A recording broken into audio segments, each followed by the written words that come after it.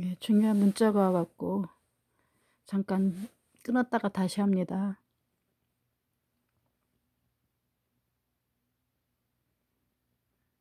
예.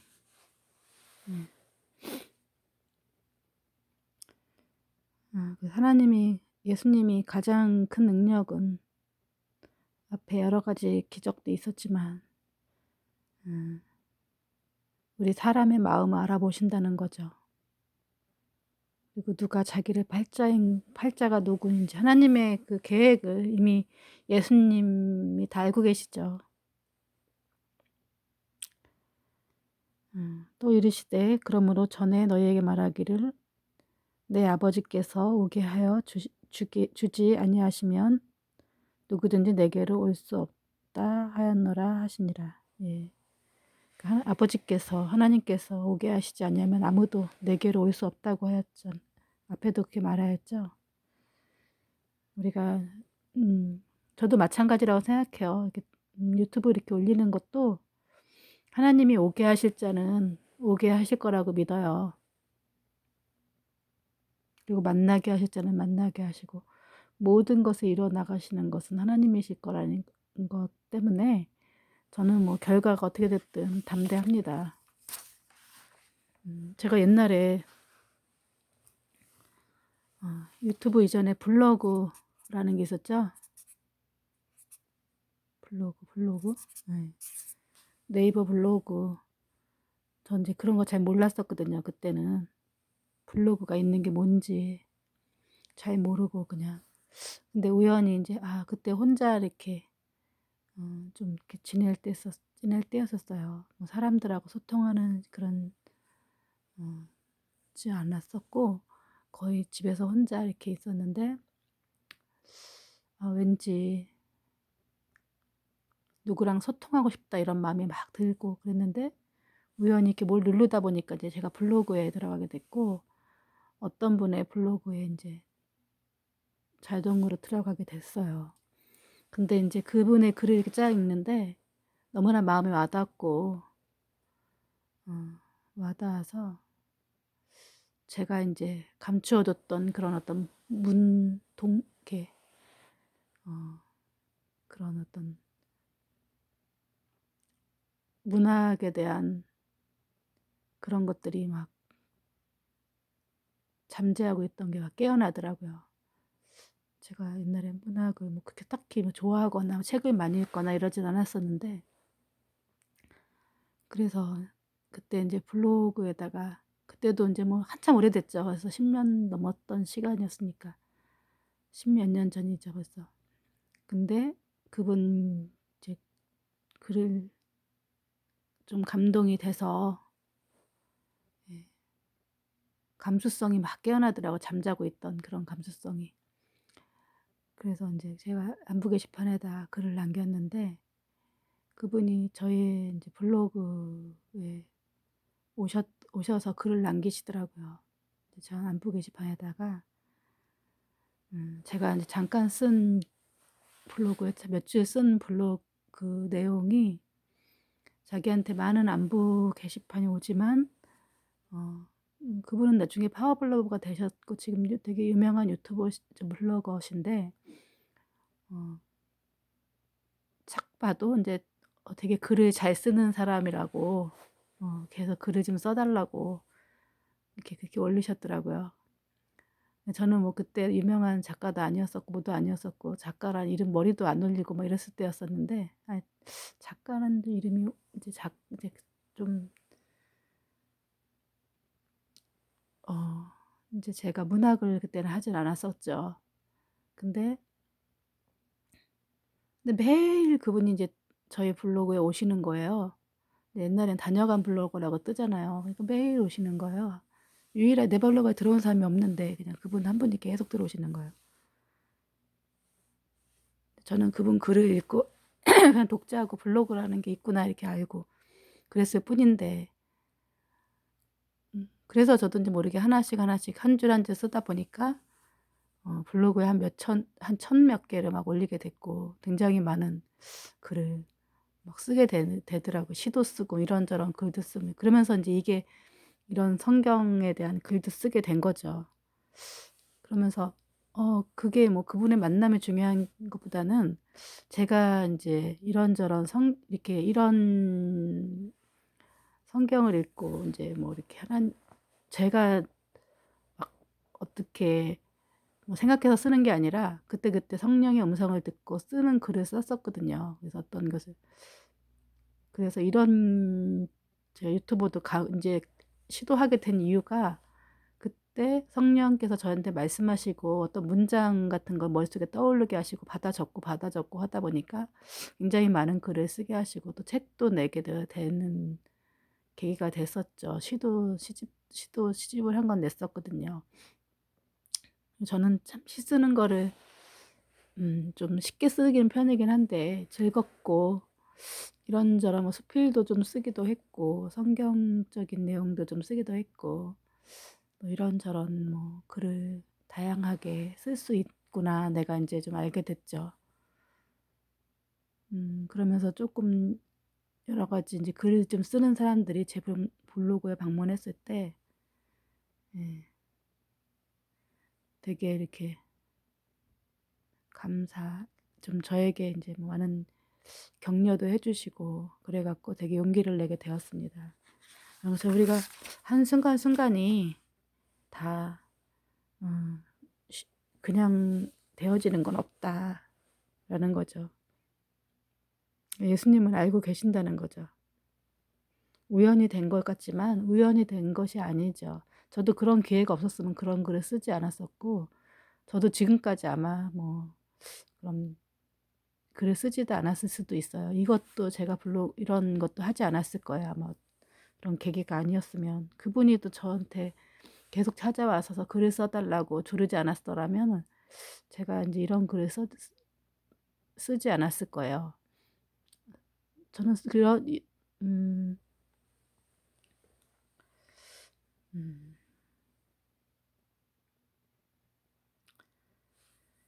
그래서 그때부터 그의 제자 중에서 많은 사람들이 떠나가고 다시 그와 함께 다니지 아니하더라. 그러니까 제자가 12 제자만 있었던 게 아니라 많은 제자들이 떠나갔다는 거예요. 그러니까 예수님이 이것까지도 다 몰랐겠어요. 그 사람이 떡 먹고 배부르고 혹시 인제 왕위가 되면은 왕이 되시면 거기 한 자리 하려고 하던 사람도 점점 많았을 것이고 예수님은 다 이미 그 사람 마음들을 알고 있었고 떠나갈 거라는 거 알고 있었죠. 예수께서 12 제자로에게 이르시되 너희도 가려느냐? 예수님한테는 12 제자가 있었죠. 예, 12 제자 이름이 시몬, 이게 베드로죠. 그다음에 안드레. 예수님 이게 시몬 제자고 그러니까 베드로의 형제죠. 그다음에 야고보, 세베대의 아들 야고보.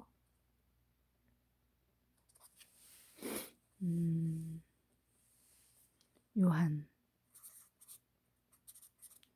이 사람도 세베대의 아들 요한. 그 야고보의 형제였나 보죠. 그다음 빌립, 바돌로메, 토마, 마태. 사람은 세리죠. 그다음에 야고보가 2명이죠. 야고보. 알페오의 아들. 그다음에 다데오. 그다음에 시몬. 가나안 사람이래요. 가룟 유다. 예수님의 판자죠.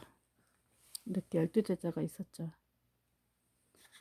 우리가 이건 우리 어렸을 때 많이 이제 교회에서 가르쳐 주기도 했는데 나이 드니까 다 까먹네요. 많이 외우기도 하고 그랬는데 특히 이제 그 중에서 시몬하고 시몬은 베드로는 시몬 베드로는 예수님의 수제자 같은 사람이었죠. 그리고 예수님을 그 부른 거에 대해서 이렇게 성경에 나오죠. 내 사람을 낚는 어부가 되게 하겠다 하고.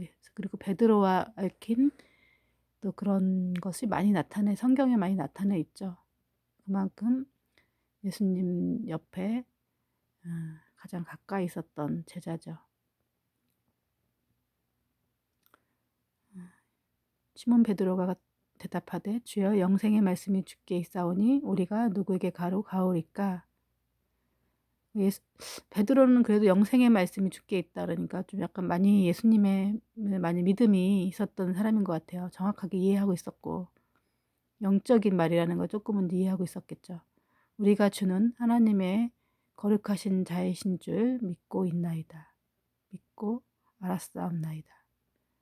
하나님의 이제 아들인 것과 그다음에 신성을 가진 분이라는 것을 믿고 있었던 것 같아요. 예수께서 대답하여 하시되 내가 너희 12를 택하지 아니하였느냐? 그러나 너희 중에 한 사람은 마귀니라 하시니. 이 말씀은 가룟 시몬의 아들 유다를 가리킴이라. 그는 12 중에 하나로 예수를 팔자로라. 예수님은 이미 예수님을 팔자에 대해서 알고 계셨죠. 그리고 유다를 마귀라고 했어요.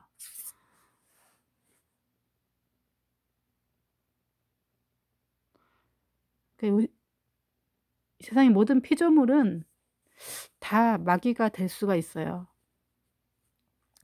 천사도 마귀가 될 수가 있고, 사람도 마귀가 될 수 있고, 짐승도 마귀가 될 수 있고, 모든 사물까지도 마귀가 될 수가 있는 거죠, 피조물은.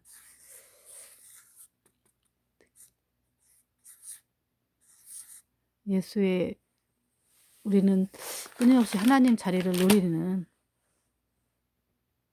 그런 죄성을 가진 잿장아찌 같은 죄가 저려지고 예, 오랫동안 이렇게 보면은 된장 같은데 오랫동안 박아놓은 무슨 무 같은 것, 무장아찌 아시죠?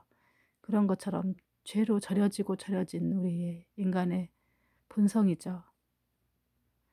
대부분 그런 것들이 그 선악과 이후로 그 피를 타고 조상들의 죄가 나한테 다 이게까지 피를 타고 조상들의 죄성이 나한테 전이가 되는 거죠. 예수의 피로 우리가 그것을 깨끗하게 되는 거죠. 예수의 보혈로. 예수의 보혈을 수혈 받아야 되는 거죠. 예수의 떡을 먹고.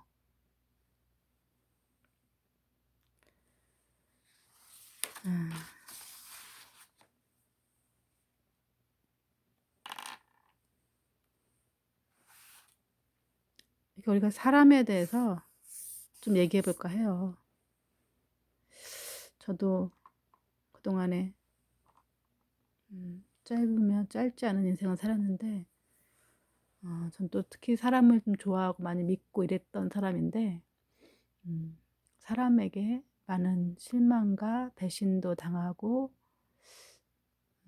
사기도 당했었고 그랬던 것 같아요. 그때는 내가 이걸 몰랐기 때문에 그냥 믿었던 것 같아요. 내가 잘하고 그 사람이 막 착하고 이러면은 막 그 사람이 급해 막 이렇게 이러면은 내가 도와주려고 하고, 근데 결국은 이렇게 지나고 보면은 그게 계획적인 것이었고, 또 계획적이 아니더라 할지라도 그 사람 마음속에 사단이 임해서 나를 배변하고, 그리고 또 교회 안에서도 마찬가지고, 목사님들한테도 상처를 많이 받았고, 성도들도 마찬가지고. 그래서 그러니까 영적인 눈이 뜨이기 전에는 그 사람을 볼 줄 몰라요. 그래서 모른다기보다는 우린 다 마찬가지. 저나 뭐 그런 사람들이나 그 사람이 그러는 게 아니라 그 사람 속에 있는 사단이 그런 거겠죠. 그래서 우리 이제 우리 옆에 있는 사람들이 나를 힘들게 하지, 멀리 있는 사람들 나를 힘들게 하지 않죠. 그래서 우리가 고난을 당할 때 가장 가까운 데 있는 사람한테 고난을 당해요.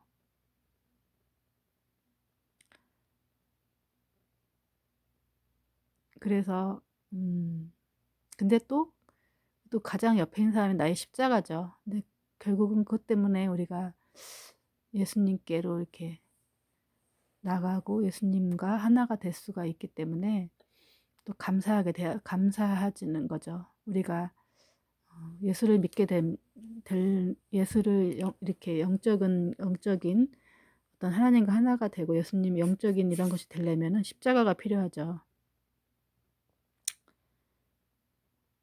근데 꼭 그 사람 속에 사단이 들어가서 나를 괴롭혀요. 그러면서 결국 하나님께 밀어내고 결국은 내가 주님과 하나가 되게 하는 역할을 하죠. 그래서 나를 괴롭히는 사람을 조금 더 잘해줘 보세요. 그 사람이 나에게 복덩어리죠. 왜냐면 그 사람이 아니었으면 내 그 영적인 눈을 뜨고 나니까 그 사람이 나에게 복덩어리라는 걸 알게 되죠. 그래서 저한테는 이제 뭐 여러 사람이 있었지만은 특히 저희 이제 큰오빠가 저한테 이제 그런 역할을 좀 했죠. 저희 큰오빠는 이제 어렸을 때부터 이제 좀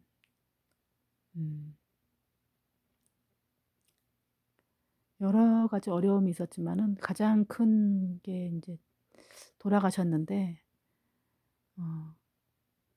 몇 년 전에 돌아가셨는데 저희 큰오빠는 이제 저희가 5형제인데 맨 큰 오빠가 있고 그다음에 언니 있고 작은 오빠 있고 저 있고 여동생 있고 그런데 큰오빠가 좀 동생들한테 시기 질투심이 많았어요. 엄마 좀 난산으로 태어나 갖고 엄마가 좀 옛날에는 또 우유 같은 게 없고 젖을 못 먹고 자라고 뭐 이래서 그런지 이제 언니랑 연년생으로 태어났는데 동생들이 이렇게 태어날 때마다 이제 동생들을 엄마를 많이 속썩이고 동생들을 좀 시기 질투하면서 좀 이쁘다고 하면서 괴롭히고 그러면서 좀 집안에 엄마랑 동네에 속썩이는 자식 있잖아요. 끊임없이 속을 썩이고 힘들게 하고 뭐 가출을 밥 먹듯이 하고 맨날 술 먹고 와서 이제 엄마를 힘들게 하고 또 맨날 돈 달라고 하고 직장 생활 거의 조금 하다가 들어와서 또 엄마한테 돈 달라고 하고 돌아가실 때까지 그런 역할을 하다가 하느라 그냥 갔는데 그래서 항상 집안에 들어오면은 분란이 돼 갖고 늘 싸우게 되는 거예요. 엄마랑 싸우든지 누구랑 형제랑 싸우든지 누구랑 싸우고 하루도 그냥 가만히 있지 않고 좀 힘들게 했어요. 그래 갖고 내가 가장 또 이렇게 제가 기도하게 된 결정적인 계기도 큰오빠 때문이에요. 이런 것을 내가 알게 되니까 큰오빠 속에서 사단이 역사하는 걸 알게 됐고 또 저희 집안이 굉장히 유교적인 집안이고 또 뭐 제사 문제 뭐 이런 것들이 큰아버지가 돌아가심으로 인해서 그 집은 아들이 없고 그러니까 우리 집에 제사를 가지고 오는 문제 뭐 이런 것들이 막 겹쳐 갖고 되게 힘들었어요. 그래서 기도를 시작했죠. 왜냐면은 여러 가지 문제가 있었지만은 가장 큰 이유가 큰오빠. 큰오빠가 굉장히 그때 이제 미쳐 날뛰니까 또 미친 건 아닌데 사단이 그냥 통해서 저를 힘들게 하고 가족을 힘들게 하고 부모님 힘들게 하니까 이게 이제 내가 기도하지 않으면 이게 끊어질 수가 없는 거야. 우리 가정뿐만 아니라 우리 집안 전체가 정말 이게 이제 종교성이 아까 말대로 가족이 피를 통해서 역사한다고 했잖아요.